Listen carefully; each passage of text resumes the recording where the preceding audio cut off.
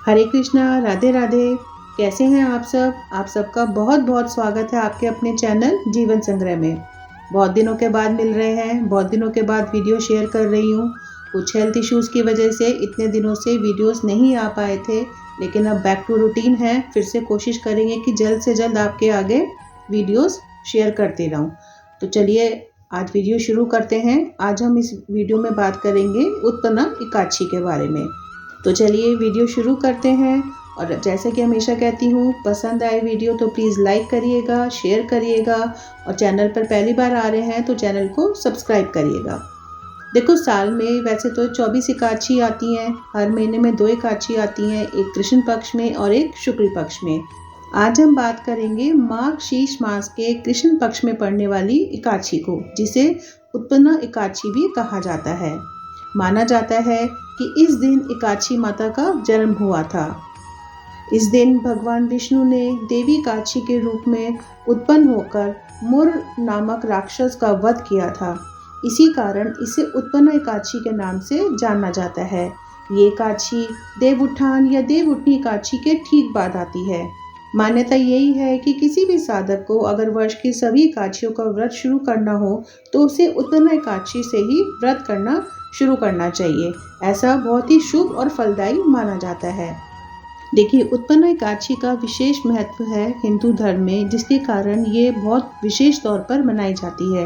इस व्रत के प्रभाव से मोक्ष की प्राप्ति होती है। मान्यता ये है कि इस व्रत को करने से अश्वमेध यज्ञ, कठिन तपस्या, तीर्थ स्थान आदि फल समस्त आपको प्राप्त होते हैं। उत्पन्ना एकादशी पर किए गए व्रत उपवास से तन मन निर्मल होता है और उत्तम स्वास्थ्य की प्राप्ति होती है।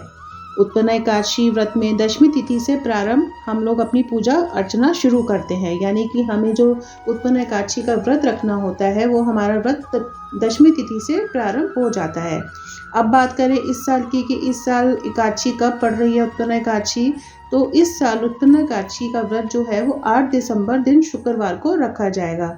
तो अब हम पहले उसकी सारी डिटेल्स देख लेते हैं कि व्रत कब शुरू होगा और कब समाप्त होगा। तो इस बार एकादशी तिथि की शुरुआत हो रही है 8 दिसंबर को दिन शुक्रवार को सुबह 5:06 से, और समाप्त होगा 9 दिसंबर को सुबह 6:31 पर।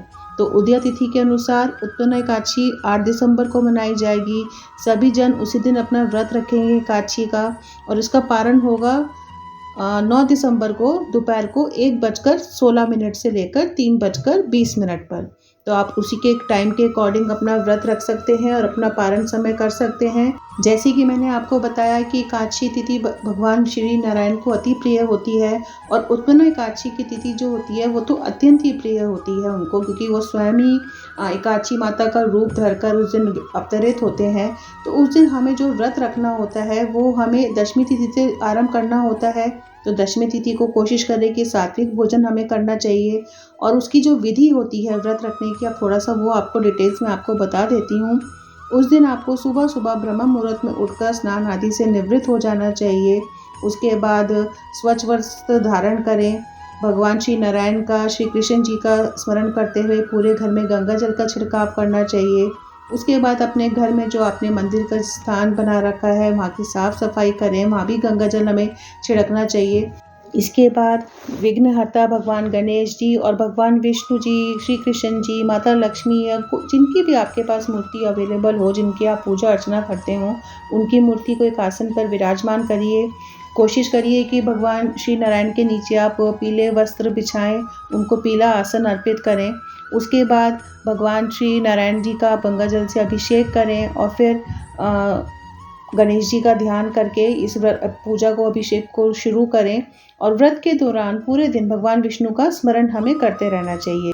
श्री नारायण जी का गंगा जल से अभिषेक करने के बाद, पंचामृत से अभिषेक करने के बाद उन्हें नारियल, सुपारी, फल, लौंग, धूप, चंद्रामृत, पंचामृत, अक्षत, चंदन और मिष्ठान ज़रूर अर्पित करें। और इसके बाद भगवान की आरती करें, उन्हें भोग लगाएं और अपनी क्षमा याचना ज़रूर करें। इस बात का हमें विशेष ध्यान रखना चाहिए कि भगवान को सिर्फ सात्विक चीज़ों का भोग लगाया जाता है, और भगवान विष्णु के भोग में तुलसी जी को ज़रूर शामिल करना चाहिए। ऐसा माना जाता है कि बिना तुलसी के भगवान विष्णु भोग ग्रहण नहीं करते हैं। इस पावन दिन पे विष्णु भगवान के साथ साथ माता लक्ष्मी की पूजा भी ज़रूर करनी चाहिए। उस दिन भगवान का अधिक से अधिक ध्यान करें और संभव हो तो व्रत भी रखें। और जो लोग इस दिन व्रत रखते हैं, एकादशी का व्रत रखते हैं, उन्हें पता होगा कि अब व्रत का जो पारण होता है वो अगले दिन सूर्योदय के बाद होता है। उस पारण का टाइम मैंने आपको ऊपर नोट करा दिया है, तो आप प्लीज़ आप वो चेक कर लीजिएगा। अब कुछ चीज़ें हैं जिनका हमें एकादशी तिथि पर विशेष ध्यान रखना होता है, या कुछ काम हैं जो हमें ज़रूर करने होते हैं उस दिन, तो वो मैं आपके साथ अब शेयर करती हूँ। तो देखो, सबसे पहला ध्यान तो हमें यही रखना होता है कि एकादशी के दिन चावल का सेवन हमें नहीं करना चाहिए बिल्कुल भी। इस दिन गरीब और ज़रूरतमंद लोगों को जितना आपसे हो सके यथासंभव अपनी यथाशक्ति के अनुसार दान देना चाहिए। और उत्पन्ना एकादशी के दिन भगवान विष्णु की, जैसे मैंने आपको बताया, भगवान नारायण और माता लक्ष्मी की विधिवत पूजा की जाती है। इस दिन भगवान विष्णु जी को आप गेंदे की फूल की माला या कोई भी पीला फूल उनको अर्पित कर सकते हैं, और पीले ही चीज़ का आप उन्हें भोग लगा सकते हैं। पीली मिठाई का या फल का उसका भोग लगा सकते हैं। और एकादशी के दिन ये माना जाता है कि दक्षिणावर्ती शंख की पूजा ज़रूर करनी चाहिए, और उसके बाद उस शंख में आप जल भरकर या गंगा जल भरकर उससे अपने पूरे घर में छिड़काव करें। इससे जो हम जितना भी हमारे घर में नकारात्मक नेगेटिव एनर्जी जो होती है वो बाहर निकल जाती है और घर में सकारात्मक माहौल बनता है। एकादशी के दिन हमें श्री नारायण की पूजा करने के बाद पीपल के पेड़ की पूजा करनी चाहिए। उसमें थोड़ा कच्चा दूध मिलाकर आप उसकी जड़ में चढ़ा सकते हैं, और शाम को घी का दीपक जलाएं। ऐसा करने से आपके घर में सुख समृद्धि का वास होता है। इन सब के अलावा हमें जितना हो सके मंत्र जाप करना चाहिए। आप किसी भी मंत्र का जाप कर सकते हैं, जैसे कि ओम नमो भगवते वासुदेवाय नमः। इसकी जितनी माला करना चाहें या जितना जाप करना चाहें आप वो कर सकते हैं।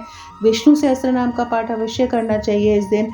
उससे भी मन को एक शांति मिलती है, और हर तरह की जो एक नेगेटिव एनर्जी होती है उससे हमें छुटकारा मिलता है। तो 8 दिसंबर को हम लोग उत्पन्ना एकादशी का व्रत रखेंगे। उसका पारण मैंने आपको बताया 9 दिसंबर को होगा। तो इस एकादशी को रखने से, इस एकादशी का व्रत रखने से अश्वमेध यज्ञ के समान फल की प्राप्ति होती है, और जीवन में सुख शांति समृद्धि का वास होता है। इस व्रत के प्रताप से व्यक्ति समस्त सांसारिक सुख को भोगकर मोक्ष को प्राप्त होता है। उसके सारे कष्ट मिट जाते हैं। और जैसे कि मैंने बताया कि जो लोग एकादशी का व्रत आरंभ करना चाहते हैं वो उत्पन्ना एकादशी से कर सकते हैं। बहुत ही पुण्य फलदायी होती है ये एकादशी। उत्पन्ना एकादशी की व्रत कथा भी जल्दी ही आपके साथ शेयर करूंगी, उसका वीडियो भी जल्दी ही शेयर करूंगी आपके साथ। अगर ये वीडियो अच्छी लगे तो प्लीज़ लाइक करिएगा, शेयर करिएगा और चैनल को सब्सक्राइब करिएगा। राधे राधे।